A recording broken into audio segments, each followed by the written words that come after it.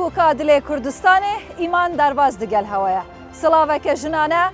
لە هەوە بیتن نیوەی کۆمەڵ لەوێ دەرێ دگەل کاندیدەکە پارتیا دموکراتا کوردستانê di nava dunyayekê kêşeyan dest pêdike niha li ser qelatêne ev der ew cihe yek û Kurdan bi dirêjehiya dîrûkê xebat û şûreş kirine ji bo ji dest nedanê piştî 16 Oktoberê li vê derê her tişt guhertiye li ser astê meydanî siyasî aborî dilê xelkî jiya û dilnemaye yê caran ev bajarê bi hevrajiyan û tevahiya pêkhateyan e hemû kandîd propagandeya xwe ji bo wê yekê dikin ku ji rewşê tiştek bihête guhertin di nav da kandîdên Partiya Demokrata Kurdistanê dixwazin bizanin plan û bernameyên vê kandîda jin çi ne ku em dikarin bêjin tenê kandîdên lanên siyasiyên Kurd li Kerkûkê bi qasî 26 kesan e şer dikin li ser bi destxistina 12 kursiyên perleman li bazneyên yekem û duyem erê xelkê Kerkûkê di nav vê rewşê de bi taybetî ew ên ku partî ne amade ne dengê xwe bidene wan kandîdan bi plan û bernameyan çavarê dikin tiştek ji rewşa wan bihête guhertin ji bo vî şerî bi taybet Partiya Demokrata Kurdistanê çi planek heye ku dibêjin em take partî ne rewşa neasayiya Kerkûkê asayî dikin li nav gerek û sokak û kûçe û kolanan digerin rewşê dizanin plana kandîda xwe jî bi hev re ji bo aşkera dikin kerem kin li Kerkûk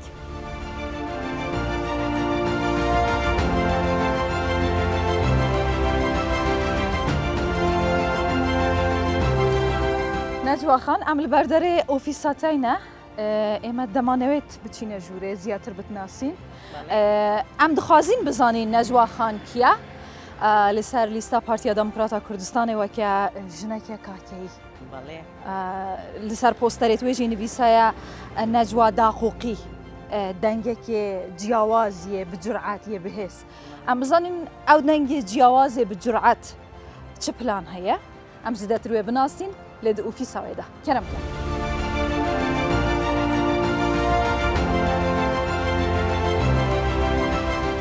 نەجوا خان êdî di nav mêvanê te û li ofîsa te em hestkeyn hîn kerem kin danîşin em hestkeyn te binasîn نەجوا خان kê ye نەجوا حەمید کاکەیی وەکو وەزیفە و ئیش سەرپەرشتیاری پسپۆری کارگێری پەروەردەی کەرکووک دامەزراندنی 1994 وەکو مامۆستا بۆ چەند ساڵێک مامۆستا خزمەتی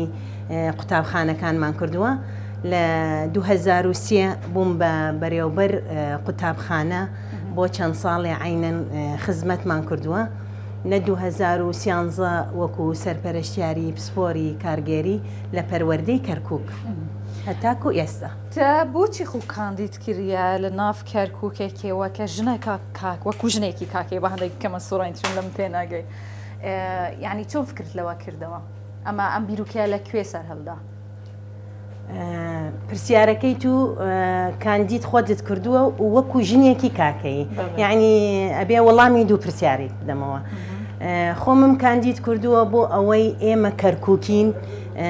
لە ئاستی کەرکووکە ئێمە هەموو نەتەوەکان ئەژین لە ناو کەرکووکە بۆ ئەوە خۆمم کاندید کردووە بۆ ئەوەی مافەکانی کەرکووک بەدەست بێنین بۆ ئەوەی کەرکووکیەکان بێبەش نەبن لە هەموو بوارەکانیان لە ئەوەی کە خزمەتی کەرکووک بکەن خۆمان کەرکووکی خزمەت کەرکووک بکەن نەجوا خانیانی تو وەکو ژنێک خۆت بڕیارت دا خۆت کاندید کە یانیش کەسانی دەور و بەر بڕیاریان ئەو بوو پلانیان ئەو بوو بەڵێ خۆم حەزم کردووە بۆ ئەوەی کاندید خۆم بکەم بۆ ئەوەی سەر بکەوم خزمەتی ملەتی خۆم بکەم وەکو کەرکووک بەڵام وەکو ئافرەتێکی کاکەیی ئێمە لە کەرکووک کاکەیەکی زۆر ئەژین لە کەرکووک ژمارەیەکی زۆرمان هەیە لە عەشرەتی کاکەیی لە ناو کەرکووکە ئەژین بەڵام زیاتر کەرکووکیەکان زیاتر بۆ ئەوەی کاکەیەکان حەزەکەن کاکەیەکی سەر بکەوێ بۆ ئەوەی ببینە نوێنەرێکیان لە پەرلەمانی عێراق بۆ ئەوەی ئەوان هانی منیاندا بۆ ئەوەی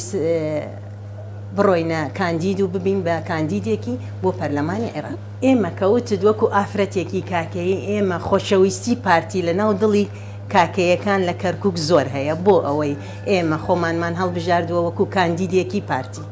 بەڵام وەکو ئەوەی کە 4 ساڵە یان 5 ساڵە هێزی پارتی لە ناو شاری کەرکک نییە بەڵام ئێمە قەت نەبراوین لەگەڵ یعنی پارتی دیموکراتی کوردستان وەکو ئەوەی متەواصلین لەگەڵیانە بۆ ئەوەی ئیسەیش کاندیدی پارتی لێرە کوێ ئەو کەسانە کێنەوانەی لێرە ئەم کەسانە هەمویان خۆشەویستی پارتین لە هەموو ناوچەکان بەشدارن ناوچەکانی تایبەت بە شاری کەرکوک لە قوتابیان لە ئافرەتان لە لاوان هەمویان پاڵ و پشتیان منن بۆ ئەوەی کاندیدی پارتی سەر بکەوێ پلانە تەجبوڤا گەنجا چییە؟ بسەدان گەنجێ دی لە کەرکووکێ کوردن کاکەینە پێکاتەیەن دینە بەڵێ من بۆ ئەوەی کاندیدی پارتیم لە شاری کەرکوک لە عشرەتی کاکەیم بەڵام هەدەفی ئەوەم نییە من بەرنامەم بە تایبەت بۆ کاکەیی بێت نەخێر ئێمە 100 ساڵە لە کەرکوک ئەژین بە هەموو نەتەوەکان لە قوتابخانە بەیەکەوەین لەگەڵ نەتەوەی عەرەب لەگەڵ نەتەوەی تورکمان جێوازیەکمان نییە هەمومان ڕوحی محەبەتمان هەیە بۆ یەک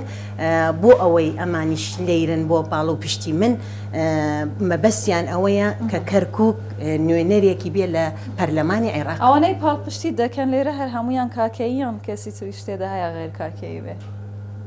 نەخێر هەمویان کاکەیی نین پێتم وت من وەکو کەرکووکیەک بەڵام لە عشرەتی کاکەیم نەک ئەوەیە کە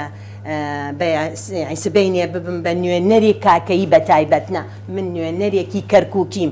بۆ کاکەیی بۆ کورد ئەگەر بتوانمیش بۆ عەرەب و تورکمان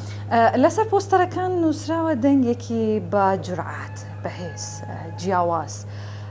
ئەو چ جورعاتێکە تو دەتەوێ بینیە پێش کەسانی پێشە تو کە لە پەرلەمان بووە نەیانتوانیە خۆیان لە نێزیکەن ئێستا تو دەتەوێ واللهی کەسانی تر بەڵێ لە پەرلەمان بوونە وەکو کەرکووکی بەڵام من بۆی ئەوەی ئەو دەنگێکی بوێر یان سەوتێکی جەریء بە عەرەبی بۆ ئەوەی دەنگیان هەبووە لە پەرلەمانی عێراق داوای مافەکانی کەرکووکیان کردووە بەڵێ بەڵام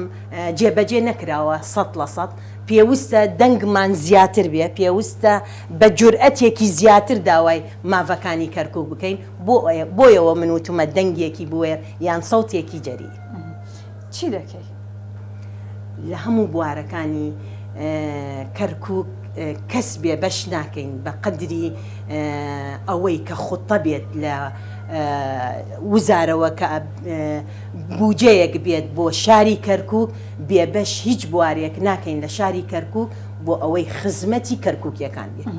باشە نەجواخان لێرە مە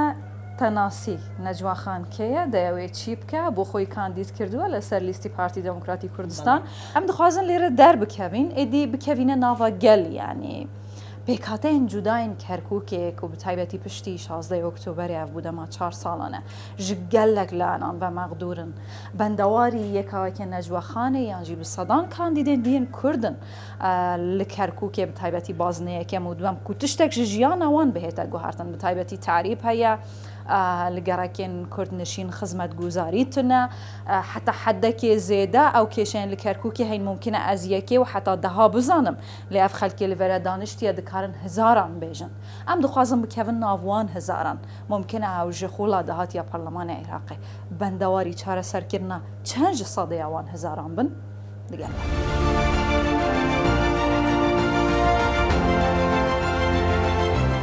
لای هەمومان ڕوون و ئاشکرایان نەجوەخان سەرپەرشتیاری قوتابخانەکانە و مشرف بووە تەنانەت مامۆستایانی شاری کەرکووک شایدی لەسەر کارەکانی ئەدەن کەوا خزمەتێکی زۆری بە کەرکووک کردووە و تەنانەت ئەو قوتابیانی کەوا لە ئێستادا هەل لە نێو قوتابخانەکانداوە ئێمە وەکو کەرکووچەکان دەنگمان بۆ مامۆستا نەجوا حەمید کاکەیە بازنەی 2 ژمارە 52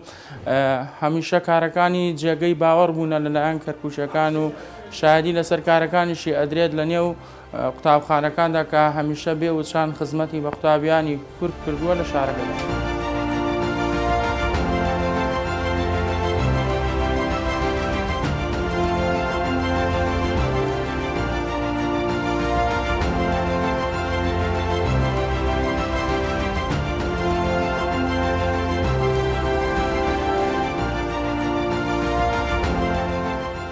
ئێژانها ئەم لە ماڵە خێزانێکە شەهیدینە و پێشی 16 ئۆکتۆبرێ زەڵامەوێ خانماک و ئەنها ئەم لە ماڵەوەینە شەهیدێ پارتیا دموکراتا کوردستانەیە لە سنوورێ پارێزگەها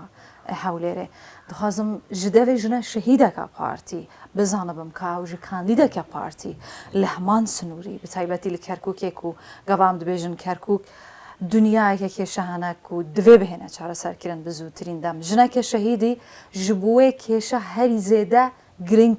li pêş û divê bihête çareserkirin û helek bihête dîtin dermanek ji bo wê birînê bihête dîtin çi ye ka ji wê xwe bipirsîn xanima hêja gelek spas bûye derfetê li navenda me kandîdeka partî heye jineke tu wekî jinek hem jî xêzana şehîdî tu hest kê jineka kandîd li Perlemanê Iraqê ku sibehî dibîte parlamenter çi biket lewê çi îşek bika çî bika والله حول بۆ هەموو کوردێک و بۆ ملەتەکە و يعني من يعني حەز لە سەربەرزی کوردەکەم و حەز بەخص باجی نەجوە خۆی يعني ئینسانی چاکە و ئەزانم يعني ئەو شتانەی شێ پێکرێ ینی پێش ئەوەیە خانمە بێتە کاندید هیچ جارێک بووە سەردانیەوەتان کردبێ بەڵێ سەردارمی کردووە و بەڵێکیش چاوی پێمە بووە و هەموو جارێکیش سوال مەکە تووەکە ژنە شەهیدێک دەتەوێ ئەم خانمە کە دەچێتە پەرلەمانی عێراق لەوێ چی بکە مەسەلەن بە تایبەت بۆ خێزانە شەهیدەکان لە بوو زمانی کوردی کە ئێتە منداڵت هەیە لێرە بە زمانی کوردی دەخوێنن چی بکات حەزەکەی چی بکە لەوێ واللهی ئەو کاتێکیشە خۆم پێویستم هەر شتێک بێ بۆمی ئامادەکە ئەوە لەسەر ئاستی کەسی بەڵێ و حەزەکەم دایم کورد سەربەرز بێ و ئیشەڵا باجی نەجوە خۆشی سەربەرزی بێ تو ئامادەی دەنگ بە کاندیدێکی ژن بەڵێ بە خۆم و خێزانم و عشرەت میشەوە باشە زۆر سپاس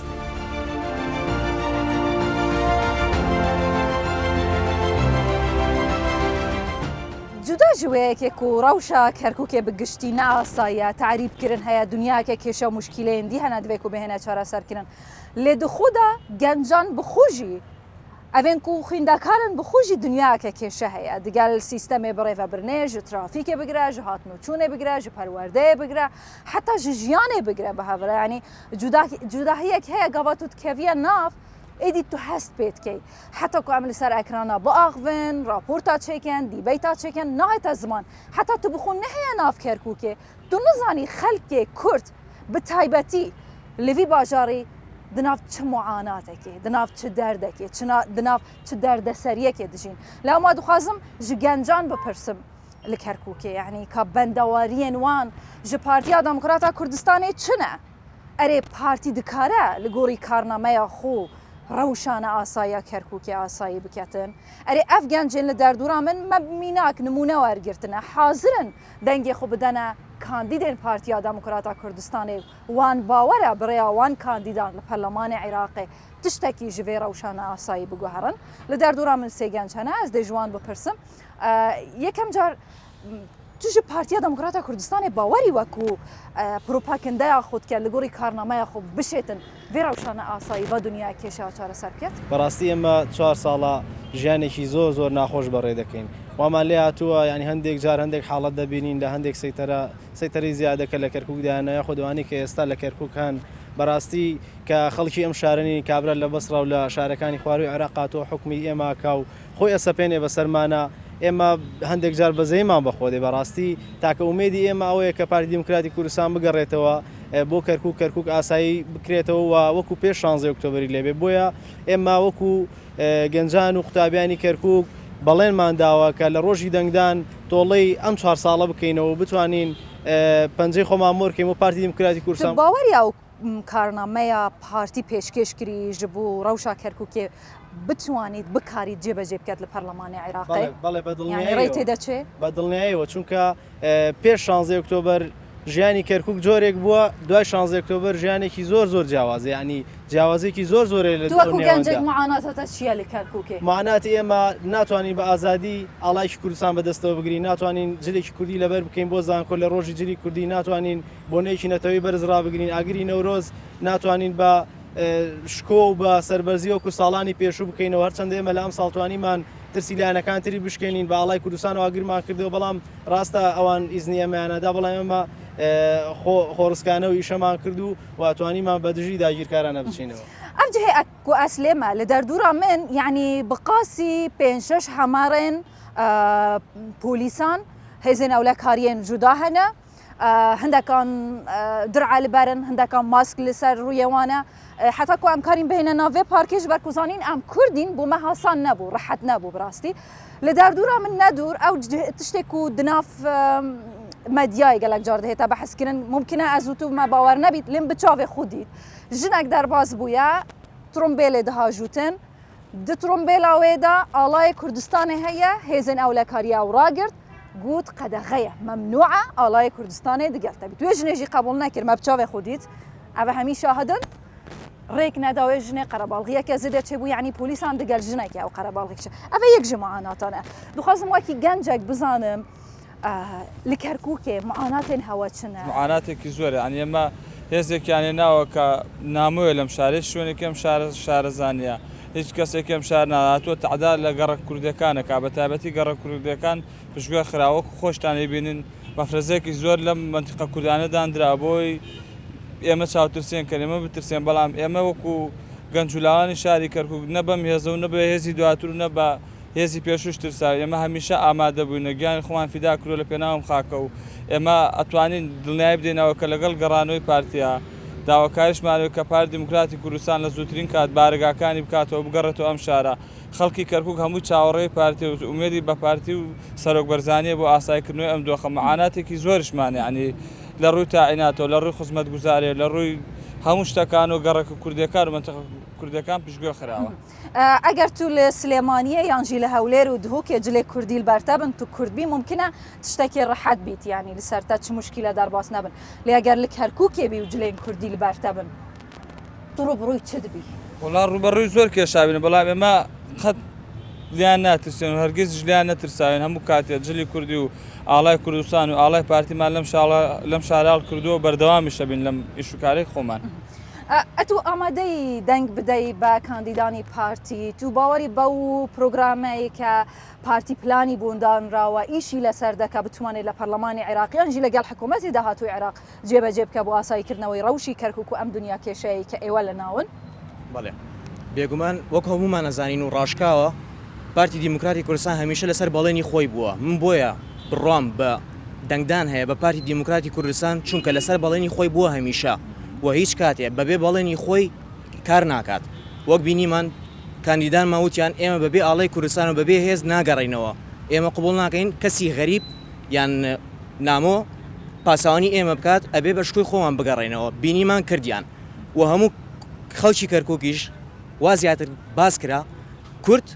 لەگەڵ گەڕانی پارتیا گەڕایەوە چونکە شکۆی کورد و شکۆی کوردستان و گەلی کورد پارتیاڵی گرتووە و هەمیشە لەسەر ئەو بەڵێنای خۆی بۆیە منوک و گەنجێکی کورد لەم شارەیە بڕام بە پارتی هەیە تو باوەڕکەی پشتی بێ تعریبکردنەی وێ دەربەدەرکردنەی پارتی بشێتن دەنگێن پێویست لە کەرکووکێ بەدەست بێخیتن بە دڵنیایەوە خەڵکی کەرکووک ئێستا زۆربەی لایەنەکانی تر ینی خەڵکی بێلایەن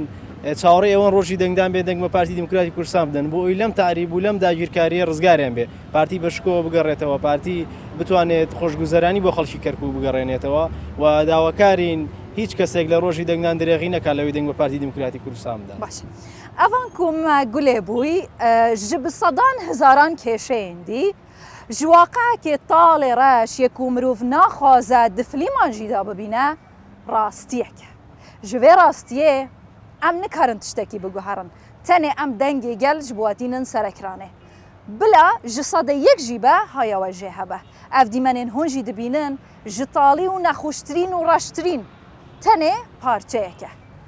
êdî hûn dizanin li vê derê çi diqewme bê wûcuda pêşmergê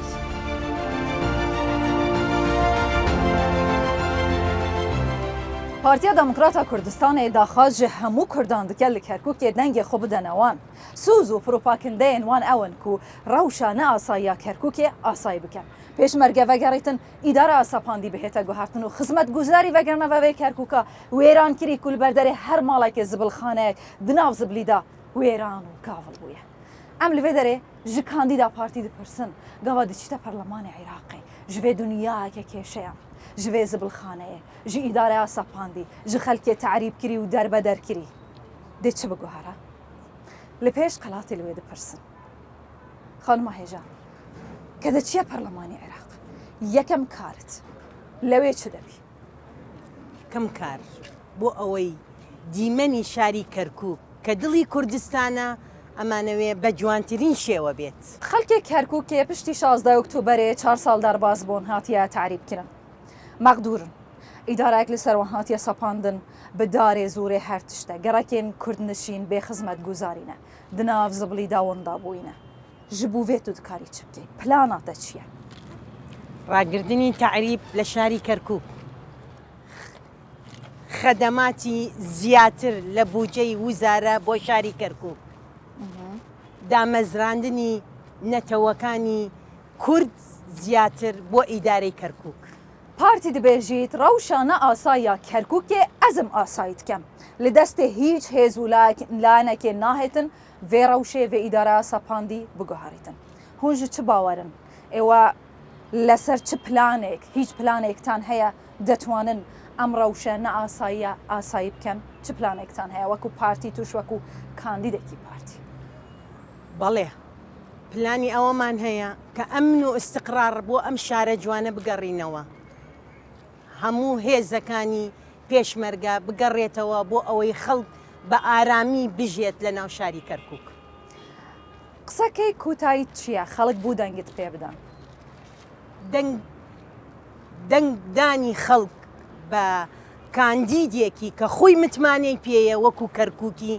ئەوە سەرکەوتنە بۆ هەموو کەرکووکێک. گەلێک سپاس خاتینە هێژە بۆ بێ دەرفەتێ بهێویا سەرکەفتنێ بووتە. سپاس بۆ جەنابتان بۆ ئەو دەفەرە خۆشە کە لەگەڵ جەنابتانە ئەمڕۆ بووین لە شاری دڵی کوردستان کەرکووک.